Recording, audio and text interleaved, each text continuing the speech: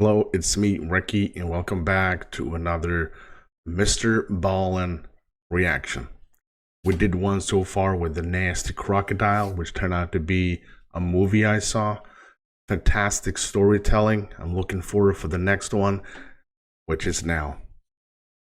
So, how I decided to pick the video, you guys made a lot of suggestions. I went into Mr. Ballen's channel here on YouTube. You find the link in the description as well for the video we're gonna watch. There's a bunch of videos. I pick one that is pretty recent, and it's this man is about to live a nightmare. And I gotta tell you, that is just a really good title to get someone's attention, and it captivated me directly. It's about 20 minutes long. I'm gonna enjoy it and hope you do too. If you do, don't forget to smack that like and of course subscribe, and go check out Mr. Ballen and do the same thing over there. Subscribe and watch his videos. Before we go on and watch the video, we thank the supporters of Recky J. We got the channel members. Thank you guys, means a bunch.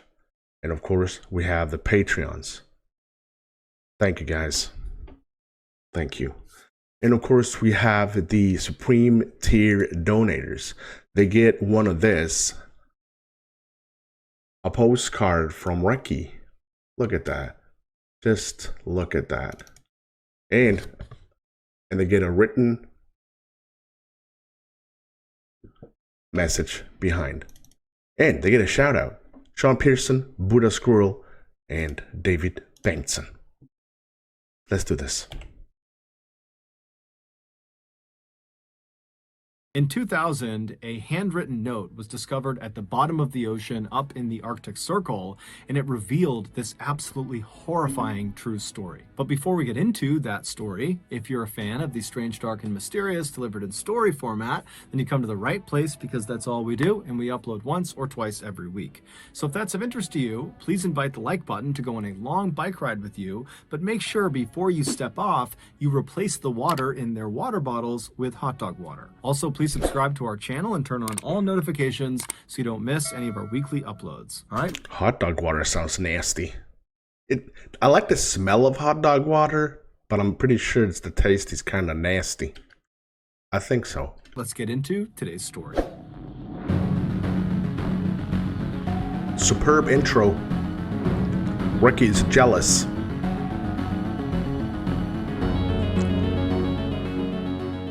On the morning of August 12, 2000, 33 of Russia's best naval warships stopped inside of a particular section of the Barents Sea. The Barents Sea is this 800-mile stretch of freezing water up in the Arctic Circle. And Sweden. That's Recky. He lives here.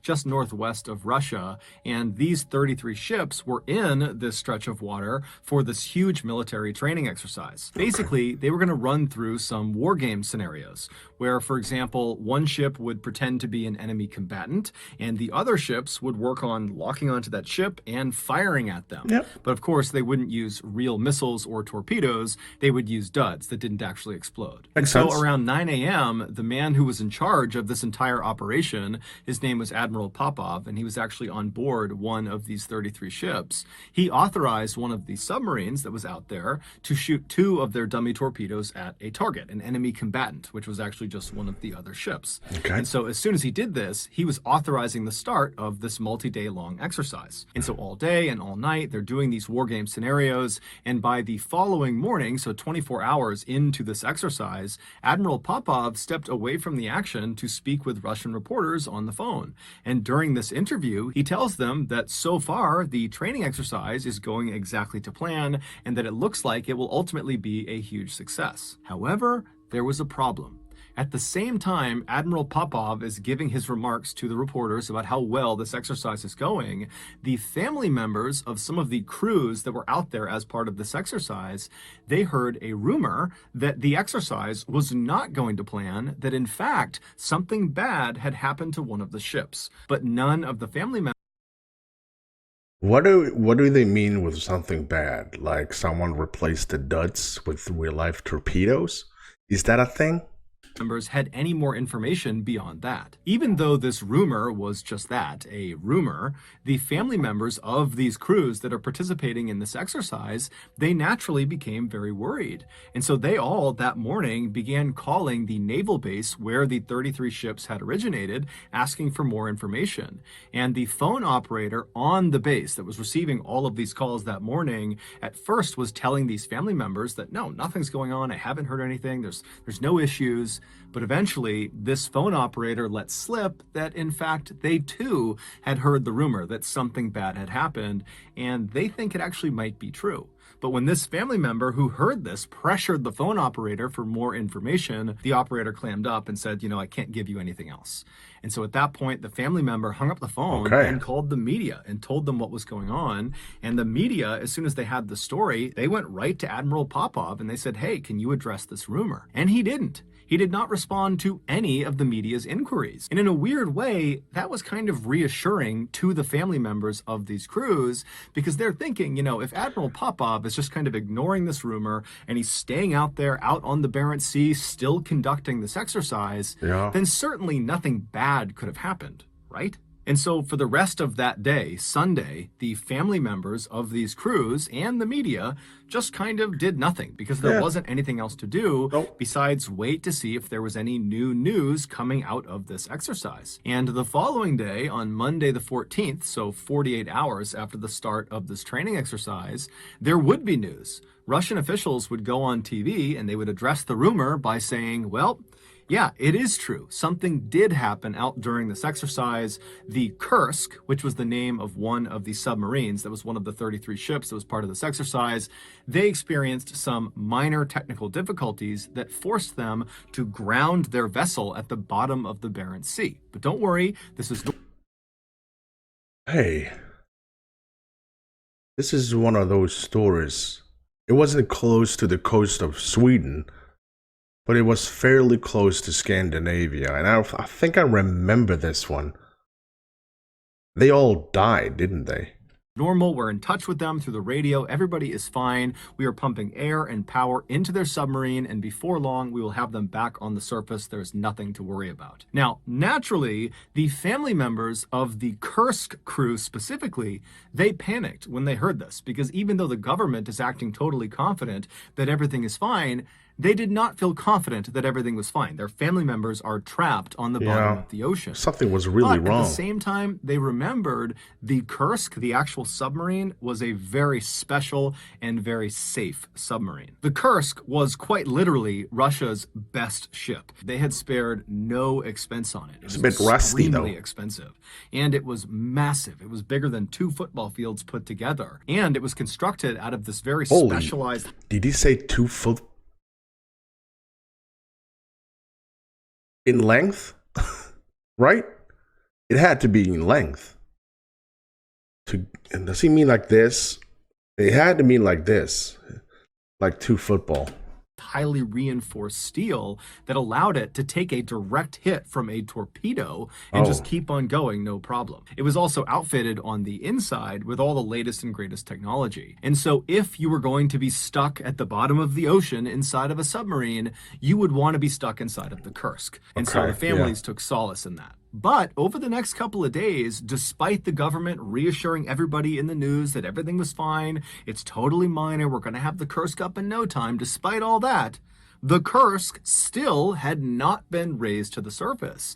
And the government was not giving the families or the media any new information. And so in this kind of void of no real information, the families began to panic and the media began to speculate. Did the Kursk really suffer from minor technical difficulties like the government was saying? Or I can't really remember. This story is, I got a tingling in the back of my head saying that this was like the 90s somewhere. I really remember this type of, and I remember Kursk too. But I think, I can't really remember. I'm not going to speculate. I'm just going to let Mr. Ballen actually explain this and tell us what happened. was this something more serious? This question would be answered on August 21st, so 9 days after this training exercise had begun, when a Norwegian dive team, they were out there to assist in the recovery effort, they were able to dive down to the Kursk, and they actually got inside of the submarine through an escape hatch. An escape hatch is like this watertight closet that kind of sits on the outside of the submarine, and it allows people to go in and out of the submarine without flooding it. And once these Norwegian divers got inside of the Kursk and had a look around, they were totally shocked at what they saw. While the exact details of what happened inside the Kursk are still debated today, and probably will be for some time, there is one aspect of the story that is more or less universally accepted, and that is what happened inside of compartment number 9. The Kursk was divided into 9 watertight segments called compartments. Number 1 was at the front of the submarine, and then it went 2, 3, 4, all the way down to 9 in the very back of the submarine. And the reason we know what happened inside of I'm getting nervous. 9 is because a 27-year-old Kursk crew member, Dmitry Kolesnikov, told us. Dmitry was born into a family of submariners. His father was a submariner, and his father's father was a submariner, and Dmitry idolized them, and so growing up, that was all he ever wanted to be. And in the late 1990s, his dream would become a reality when he commissioned as a naval officer in the Russian Navy and was given orders to serve on board the Kursk. 4 months before this training exercise out in the Barents Sea, Dmitry met and very quickly married a high school teacher named Olga. And right after their wedding, one of the first things he did is he brought her on board the Kursk for a tour. And Olga brought along a video camera and filmed her tour through the ship. And on this video, Dmitry is all smiles. He is so happy to be leading her around the ship and introducing her to people proud and showing her all the submariner right there. spaces on board the submarine. It's really obvious that Dmitry was so proud of his job. Not only of his job, but also just so proud to be sharing this part of his life with his wife. Fast forward to August 12th, 2000. He said that in the beginning. I was close though. It's like the first year of 2000. Dmitry, along with 117 other crew members on board the Kursk, had just arrived at their designated section in the Barents Sea for this training exercise. And at 11:27 a.m., the captain of the Kursk came over the radio and he told Admiral Popov, who was not on the Kursk, he was on a separate ship, he told the Admiral that the Kursk was about to fire their 2 dummy torpedoes. After this call was made, the men in the first compartment of the Kursk, so at the very front of the Kursk, this is where all the torpedoes, both fake and real, are stored, they began loading these 2 dummy torpedoes. Meanwhile, Dmitry was all the way back in the 7th compartment, the engine room. That was where he was stationed. He was actually in charge of everybody who worked in the 7th compartment. And so as these 2 dummy torpedoes are being loaded, Dmitry and his men, there weren't that many of them, they were twisting dials and pulling levers, when all of a sudden there's this really loud crashing sound, and then the ship shudders and then jolts hard to one side, as if someone had grabbed the front of the submarine and just forced it to one direction.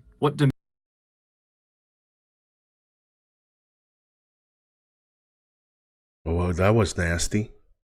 Oh my God, I got the shivers from that. Dmitry and the men in the 7th compartment could not have possibly known was that one of the real torpedoes in the first compartment had malfunctioned and it exploded. But because of how well built the Kursk was, how strong the exterior walls were, this torpedo, as advertised, did not puncture through it. That means that the explosion actually went through the entire submarine. It did a lot of damage and caused a massive fire, but the sub was not sinking. So back in the 7th compartment, Dmitry, he stands up from being jostled to the ground, and the alarms are going off and everything is totally chaotic. Everyone's asking what's going on. And Dmitry, he takes charge and he tells his men to follow the emergency protocol, which was to seal the watertight doors of your compartment. And so in this case, he sealed both the doors, one leading to the 6th compartment and the other leading to the 8th compartment. There's a lot of reasons for why they do this, but in essence, if there's a leak somewhere in the submarine, by sealing off your compartment, you protect yourself from being flooded. As Dmitry and his men are sealing these 2 doors, they would have begun. I'm getting a really bad feeling. Like I said, I remember this. I remember this story. I don't know how it ends, I remember that the Russian government did everything in their power to keep it a secret as long as possible.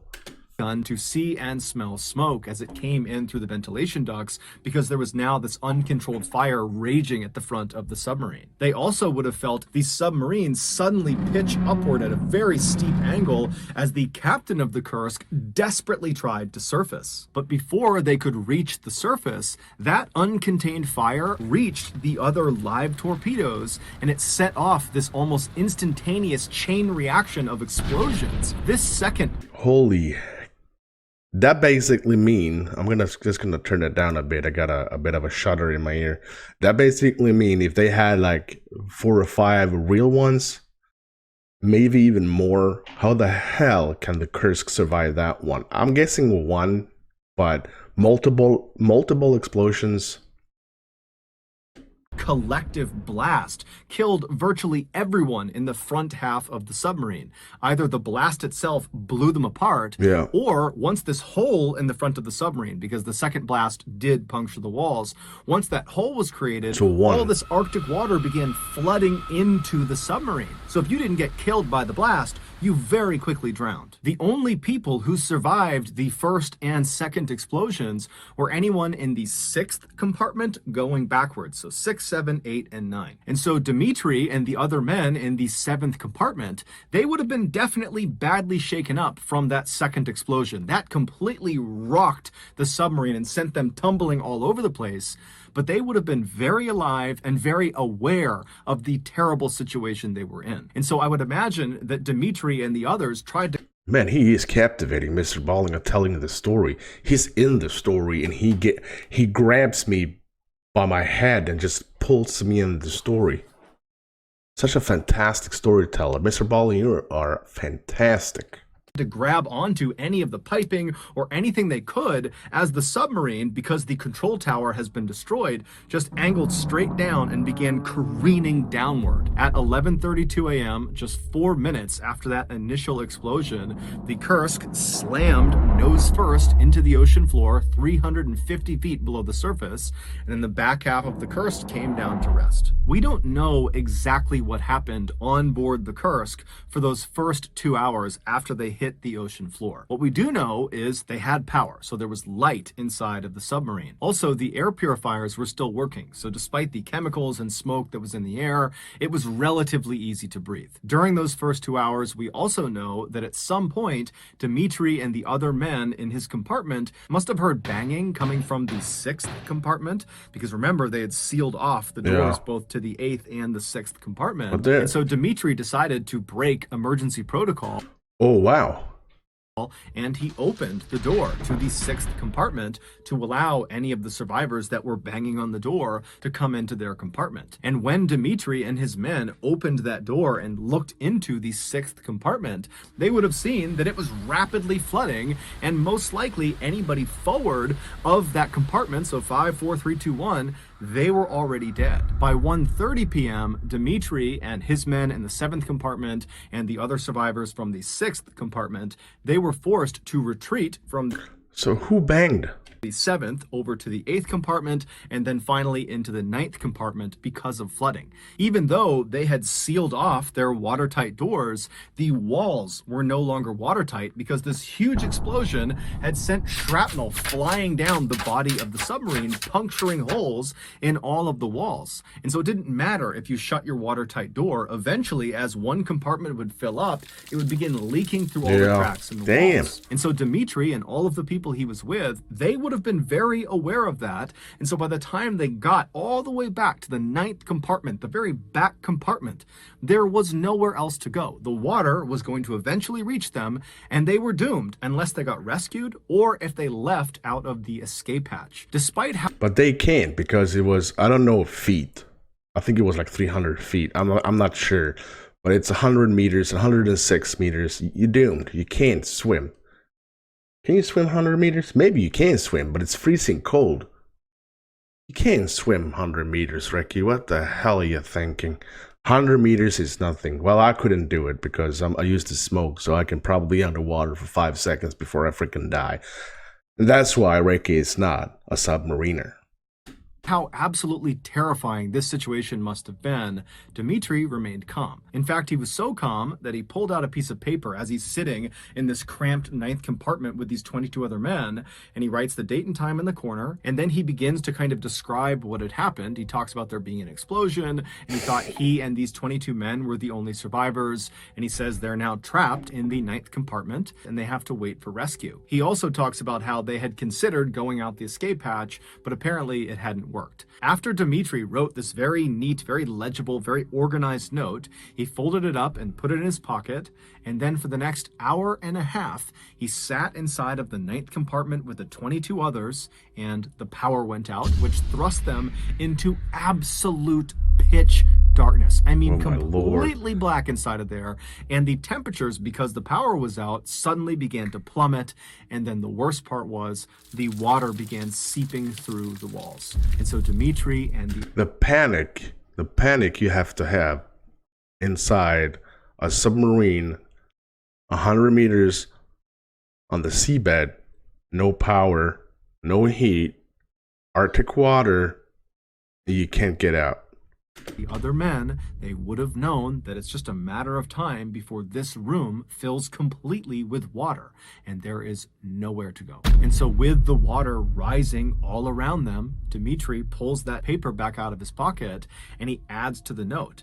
And this time, his handwriting is barely legible. And it's because he's probably suffering from hypothermia, and shaking. He can't see what he's writing. In fact, he writes the words, "I'm writing blind," to indicate it's totally dark in the room. And in this second note he leaves on this piece of paper, which was dated and time-stamped an hour and a half after the first one, Dmitri indicates that he does not think he's going to survive. It's very clear none of them think they're going to survive. Then, with the remaining space on this piece of paper, Dmitri writes this very loving and very thoughtful message to his wife and his family saying goodbye. And then his final words on this note are, "Regards to everybody, no need to despair, Kolesnikov." After he wrote this second message on this note, he folded the paper up, put it in his breast pocket, and then in total darkness, listening to the sound of water rushing into the room, he and the other 22 damned souls prepared to die. We don't know how long Dmitri and the other 22 men survived in compartment 9,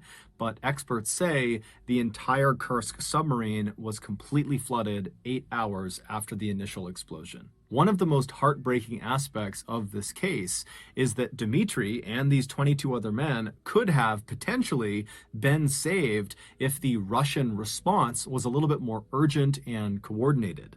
Despite 2 of these ships, including the ship that Admiral Popov was on, hearing and feeling the second explosion that the Kursk experienced, nothing was done about it. It was reported, but no one really did anything. And then when no one could get in touch with the Kursk after they had said they were going to fire those 2 dummy torpedoes, everybody else, all the other ships, Admiral Popov, they all just said, you know what, I'm sure it's just their radios and they're fine and they'll be in touch soon. And so it wasn't until later that evening when the Russian Navy even figured out there was a major problem with the Kursk, that the Kursk has vanished. And then it would be several hours before they even got a rescue submersible in the water down to the Kursk. And then once it was down there, they could not. The problem was that they relied on the Kursk so much, being such a fantastic submarine. So they would just assume it was a minor malfunction. They could never, I think that the Russian government could never realize that the situation was that dire that it actually was. And that's why I think that they waited too long to actually start the rescue mission. Not latch onto the escape hatch on the submarine. And so even if there were survivors inside of the submarine, they would not have been able to exit into this rescue submersible. And so for days and days, the Russians struggled to try to get inside of the submarine and kept turning down foreign aid from Norway, from America, from Great Britain. And then finally, 9 days after the Kursk had sank, the Russians did accept foreign aid. And that's... He said that the submarine was flooded completely after 8 hours. They start to rescue them after 9 days. when the Norwegian dive team, they went 9 down days. and they were able to open up the escape hatch. And when they went inside the submarine, they saw it was completely flooded. There were bodies floating everywhere. And that's when ultimately Dimitri's body was found, and they found that note tucked in his breast pocket. Russia would go on to award the entire crew of the Kursk with the Order of Courage, which is a very significant military award. And the families of the crew of the Kursk were given 10 years salary each. They were also given free housing in any Russian city, and their children would all have their college education paid for. So that's going to do it, guys. Wow. If you found the secret in today's episode, let us know in the comments section what it is and where you found it, so give us the timestamp. And if you're the first to do that, we'll pin you at the top of the comment section. If you got something out of today's episode and you haven't done this already, please invite the like button to go on a long bike ride with you. But before you step off, make sure you replace the water in their water bottles with hot dog water. Also, please subscribe to our channel and turn on all notifications so you don't miss any of our weekly 1 or 2 video uploads. We are now selling merchandise like flannels and hats and sweatshirts and all sorts of stuff. If you're interested, go to shopmrballen.com. If you want to learn about upcoming deals and promotions for our shop, go to our shop's Instagram page. The username is shopmrballen. If you want to get in touch with me, you can direct message me on Instagram or on Twitter. My username for both platforms is the same. It's just Mr. Ballen. I also have a ton of content over on TikTok, where my username is also Mr. Ballen. We have a second YouTube channel just called Mr. Ballen Shorts, where we post random short videos and lost episodes. We also have a Facebook page just called Mr. Ballen, where we post condensed versions of the longer episodes you see on YouTube. If you have a story suggestion, please submit it to our subreddit just called Mr. Ballen. It's linked in the description below. So whether I see you on Instagram, Twitter, TikTok, Reddit, YouTube, Facebook, or some combination, just know that I really appreciate your support. And until next time, that's going to do it. See ya. That was a lot of information. Yeah. If I actually hold my breath, I would probably die. Such a amazing story, and very well told by Mr. Ballen. I remember this. I remember it almost completely.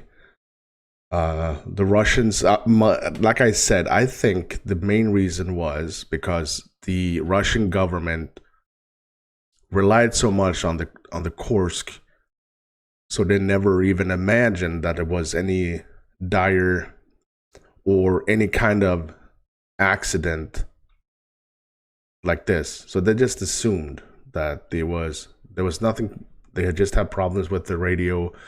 They're fine. Let's just wait it out.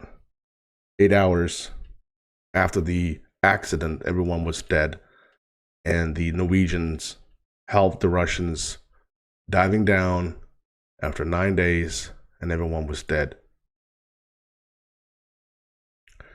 That is kind of depressing, to be honest. That is kind of depressing.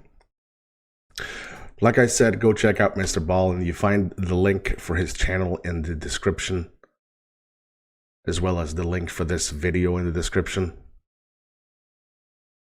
Hit a like on me and his video. And of course, don't forget to subscribe. If you want to become a member, hit join and see what you get. Exclusive content, early access, or check out my Patreon. Link will be in the comment section. Other than that, thank you so much for watching, and I'll see you next time.